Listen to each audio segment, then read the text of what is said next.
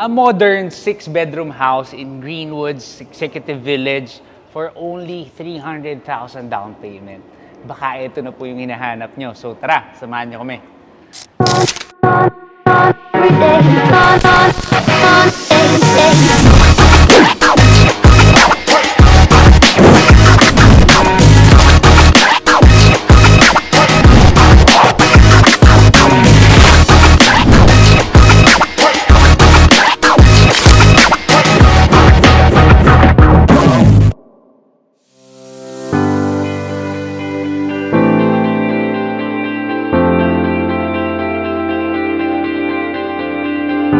I am RV and we're here inside Greenwoods Executive Village in Pasig/Taytay area. And this 6-bedroom house stands on a 124 square meter lot area with a floor area of 274. 3-story house po ito. Nandito tayo ngayon sa kanyang covered 2-car garage. So, the big difference lang, usually po ang garahe natin magkaganto. Pero this one is a tandem parking. Kung mapapansin nyo po, napakaluwag. Kahit po isang pick-up tsaka isang SUV, kasyang-kasya po sa parking natin. So, yan, medyo mahaba po ito. And then sa dulo po, there's a service toilet para if you have guest or kung meron po kayong driver, para siyang driver's toilet. So, tara, check natin to. And then, ayan. So, meron na rin siyang water pump to regulate the water pressure para at least kahit third floor, sa third floor nyo na toilet and bath, maayos pa rin yung circulation or yung water supply nyo. And then, this is ito yung nabanggit ko kanina na toilet for, kumbaga, service toilet. And then, this is our laundry area. Pwede tayo dito maglagay ng washer dryer. And then, yan. Ito naman yung ating service area. Wala pa tayong technically service kitchen or dirty kitchen.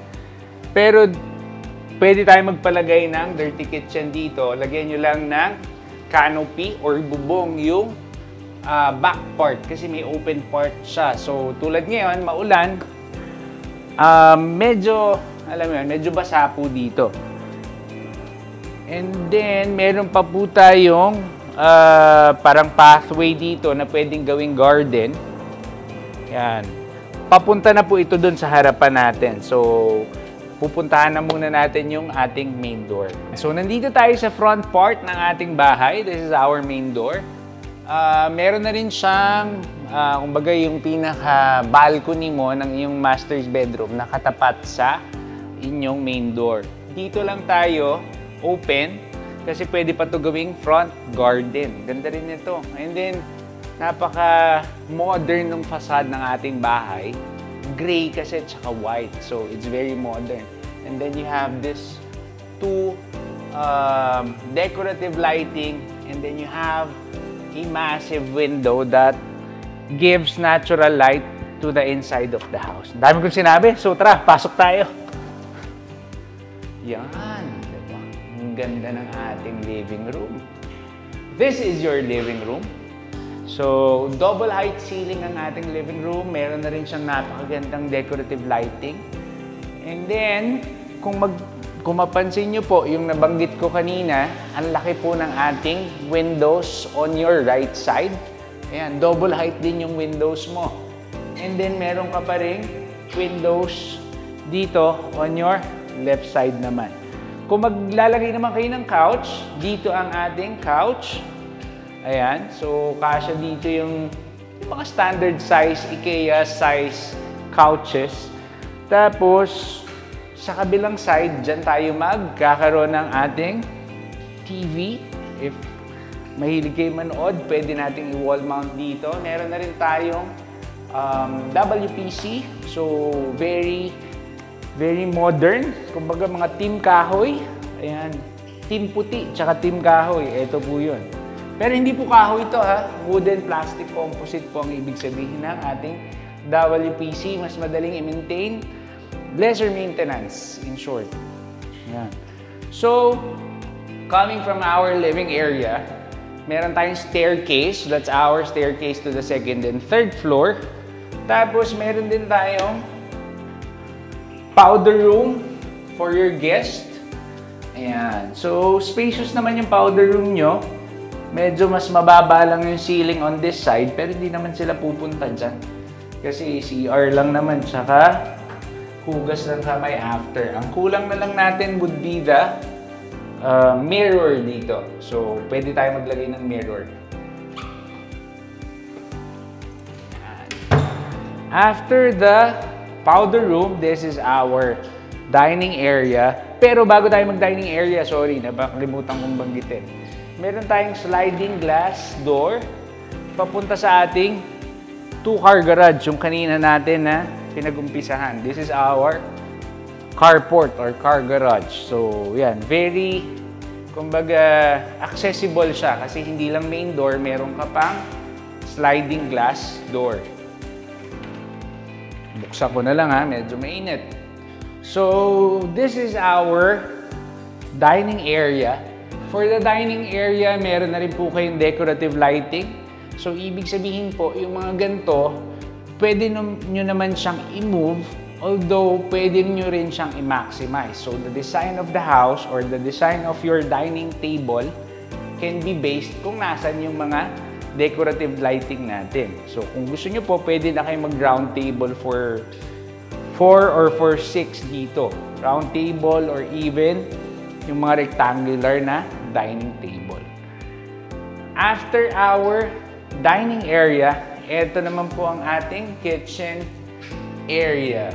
Yan. Isa po sa mga paborito natin are the kitchen area. Kasi mahilig po tayo magluto.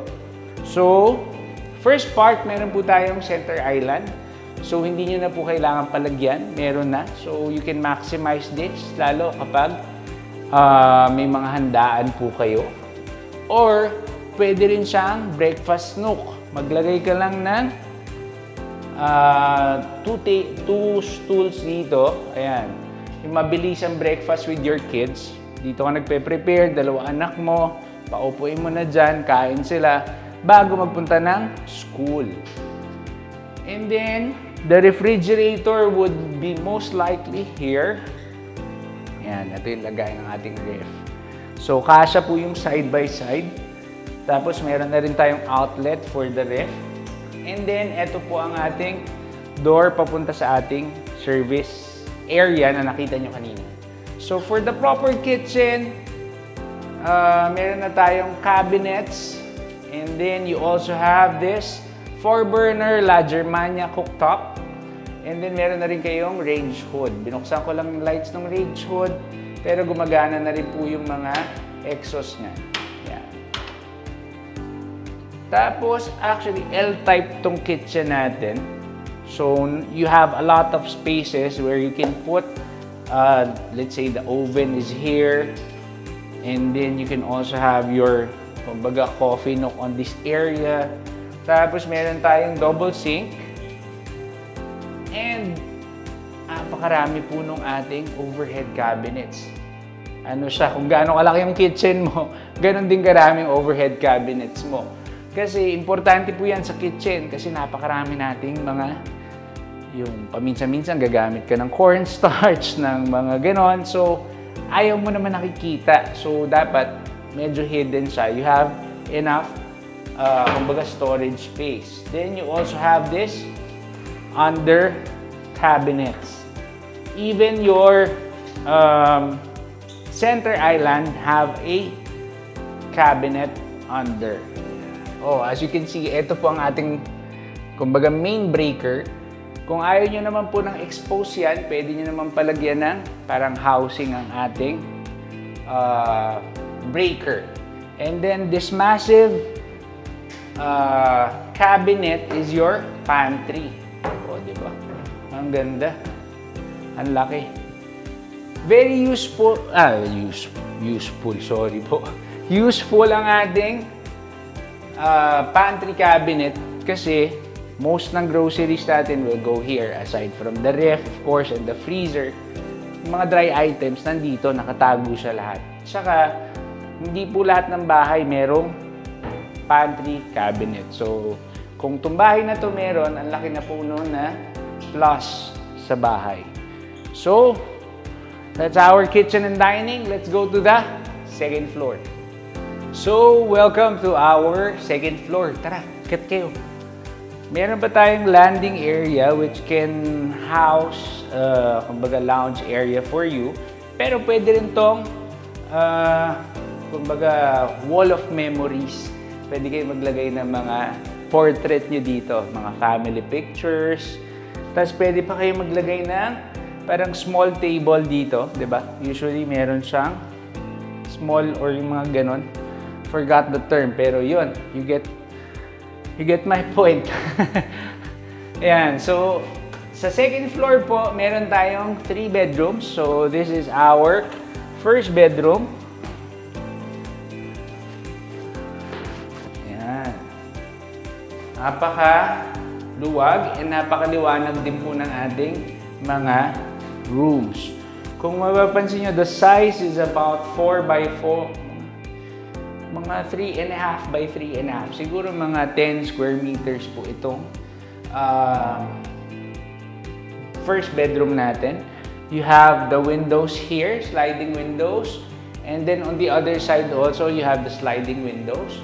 Meron din tayong provision for window type AC. And then you also have your closet with you.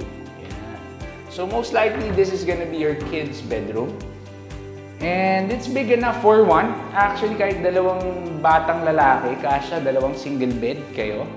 So, pang malaking pamilya po itong bahay na to. Ang kagandahan pa, para ka lang din nagre-renta sa sarili mong bahay kasi very minimal po ang ating down payment. Coming from our first bedroom, this is our shared toilet and bath. O, diba? Maluwag po ang ating toilet and bath. So, kahit po dalawang kwarto yung supposed gagamit dito. So, napakaluwag pa rin yan. And then, this is our shower area. Kulang mo na lang would be the water heater, pero meron na rin tayong provision for that.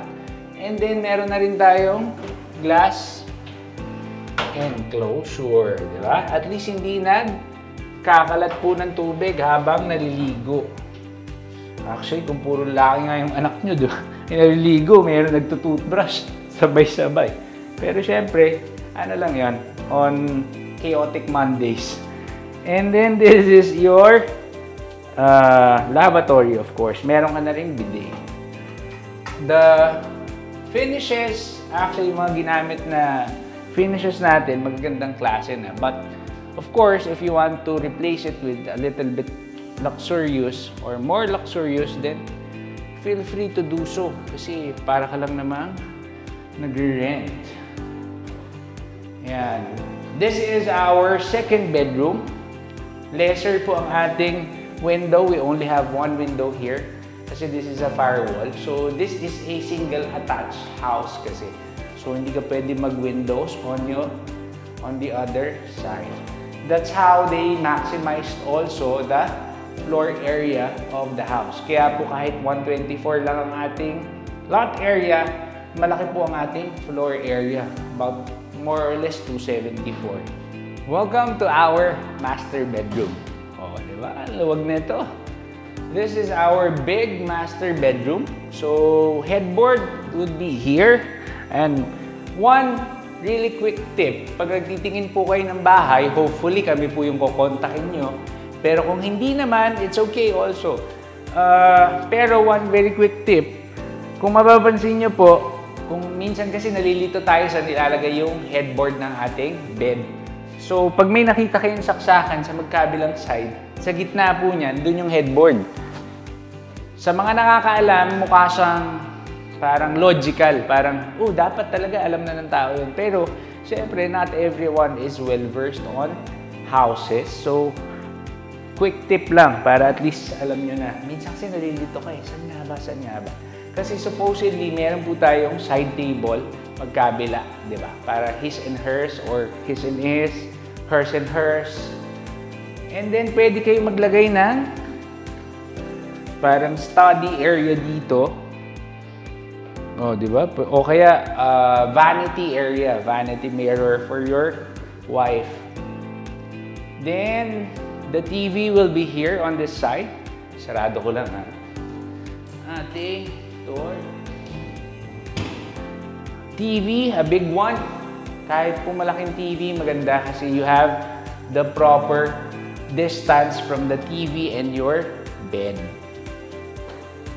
You also have this balcony, master balcony. Oh, napakaganda. Maluwag din po. And the best part of this property is its location. Napakalapit po natin sa Taytay Gate ng Greenwoods.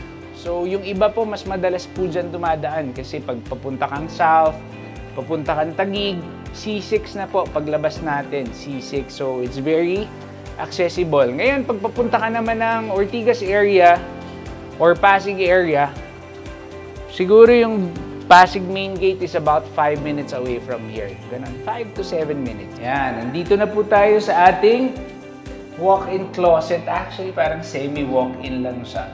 Pero maganda na rin kasi you have a lot.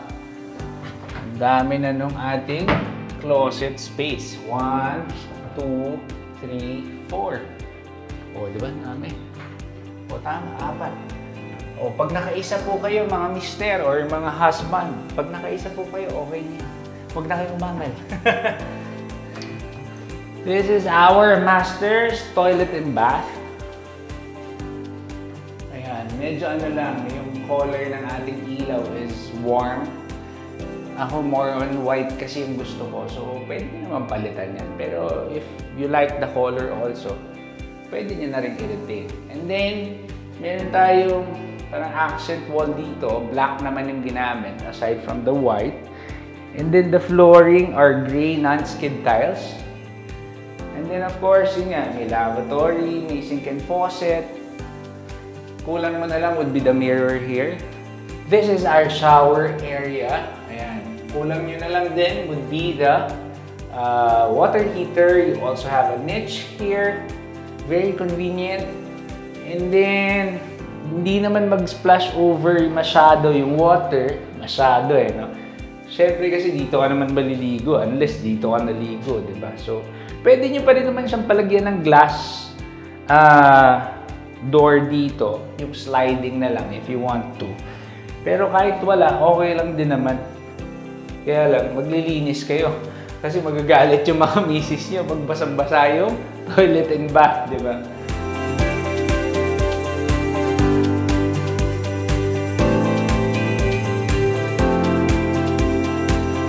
Welcome to our third floor. Sa ating pong third floor, meron din tayong 3 bedrooms. So, let's start with this one. This is, oh, ganda. This is a corner room na napakaganda. Napakaluwag din ito. So, if you have a teenage kid, pwedeng-pwede po dito yun. Kasi may personal space na silang tinatawag. So, they have the personal space. And then, of course, you have a sliding windows here on this side. Buksan natin para lumamig ng konti. And then, sa other side din, meron din tayong windows. Nakita nyo kanina. You also have your closet. Pero napakaluwag. Kahit actually queen-size bed, kasya po sa ating this bedroom. This is the 4th bedroom. O, di ba? Kahit queen-size bed, kasya dito eh. Tapos meron kang windows dito. Ganda. Ganda tong room na to. Before we head into the 2 more bedrooms, nandito tayo sa family area on the 3rd floor. So, pag akyat nyo, yung landing area nyo, family area na rin siya. So, meron na kayong family area or living area sa ating ground floor. Meron pa kayong napakaluwag na family area on the 3rd floor. Diba? O, meron pa siyang sariling kumbaga, indoor-outdoor living tayo. Family area indoor, family area outdoor, which is your balcony. Napakaluwag ng ating balcony. Ang kagandaan dito, covered siya. So, kahit ngayon, maulan, nagagamit pa rin, di ba? Hindi masyadong basa. Actually, ano na po, suspended na po classes ngayon. Kami lang hindi nag-suspend. kasi matagal na kami hindi nakashoot dahil sa ulan. So, ayan. Andito tayo, napakaluwag nito. So, you can maximize this by putting yung mga hammock dito. And then, you have a turf grass also. Kung mahilig mag-golf kayo, you can practice your strokes here. Diba? Napakaganda rin nito. And then, yung view mo. Diba? Hindi pa sobrang, kumbaga, crowded yung ating view, ang ating house. So, the size of this is about siguro mga 4 meters by 5 meters. Siguro mga 20 square meters po ang ating balcony, covered balcony. Now, balik na po tayo sa loob. This is our 5th bedroom. Yan. Identical po ito ng size at layout on our 2nd floor. So, kung mapansin nyo, pareho siya dun sa 2nd floor bedroom natin. Wala pong pinag-iba. Pero ang kagandahan, diba? Ang dami mong bedrooms. Kasi you have, this is the 5th, there's another one. 6 bedrooms siya. So, wala lang tayong staff room sa ground floor. So, itong 6th bedroom, pwede nyong gawing staff room nyo. Kung marami kayo, ito meron kayong mga angels. O, diba? Ang ganda rin, oh. Kung gagawin mo siyang staff room, kahit ang laki nga nito, di ba? Pwede nyo rin gawing office to. Kung nagtatrabaho kayo sa bahay, work from home, mga VA, ano pa ba? IT professionals, this can be your home office. Pag naisara mo yan, kahit papaano, hindi ka na masyadong guguluhin ng mga anak mo. And then, meron tayong shared toilet and bath sa ating 3rd floor. Uy, ganda ng walls nito. Actually, sa lahat po nung toilet and bath, ito yung pinakagusto kong walls. Ang ganda. Gray, dark gray naman ang ating non-skid tiles. Pero lighter gray po ang ginamit sa ating walls. You also have a window here. And then, kumpleto na rin. Shower, lavatory, sink and faucet, a niche, and then a sliding glass enclosure para hindi nag-spill over during ligo time. So, yun lang.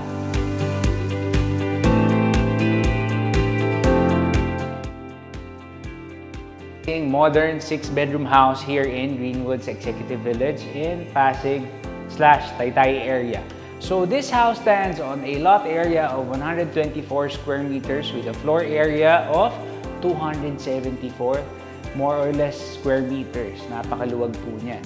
And then we have 6 bedrooms, 3.5 toilet and bath, 2 car garage, and a very nice double height ceiling living area. So the original asking price for this property is 21.5 million, but now it was repriced to 19 million na lang po. 2.5 million po agad yung naging discount nyo. And the best part is, the minimum required down payment for this house is just 300,000 pesos. Yes, 300,000 pesos lang po. And you can get to own this amazing home. We will also help you with that bank financing process and of course, the transfer of title. You can see all our processes and videos on our daily kumbaga, handling of clients on our TikTok and Instagram page. So, follow nyo po kami dyan para makita nyo po yung mga daily, kumbaga, clients namin. So, if you have more questions, please feel free to contact us on the number below. You can also reach us dun nga sa mga social media pages namin, Facebook, Instagram, TikTok. Almost every day na po kami nagpo-post ng new videos there. And please subscribe to our YouTube channel. Almost 7,000 na po ang ating subscribers. Marami pong salamat and see you on the next one. God bless and peace.